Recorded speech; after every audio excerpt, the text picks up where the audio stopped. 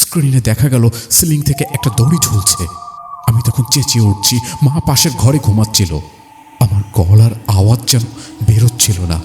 শুভ্র চেয়ারের উপর উঠে দাঁড়ালো, গলায় দড়ির ফাঁস পড়ল। ভিডিওটা তখনও চলছেই। আমি ফোনটার উপরে বিছানা থেকে মাথার বালিশ ছুঁড়ে ফেলে দিলাম। কানের কাছে তখন শুধু নিজের হার্টবিট শুনতে পাচ্ছিলাম। কিছুক্ষণ পর সাহস করে ফোনটা তুলে দেখি, স্ক্রিন স্বাভাবিক, কোনো ভিডিও নেই, কোনো ফাইল নেই।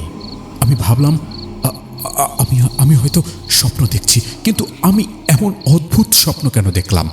ভাবলাম ফোনটাকে নিয়ে অনেক বেশি চিন্তা করছি, তাই হয়তো আমার সাথে এমনটা ঘটছে। পরদিন অফিসে কিছুতেই কাজে মন বসাতে পারিনি।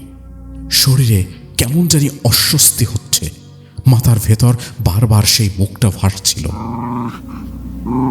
সৌরভকে বলবো কিনা ভাবছিলাম, কিন্তু নিজেকে বললাম, অযথাই ভয় পাচ্ছিস, এই কথাটাই বলবে সৌরভ, আর আমার কথাগুলো শুনে সৌরভকে বলে হাসবে। সেদিন রাতে হঠাৎ রাত 12:30টার সময় ফোনটা আবার বেজে উঠল।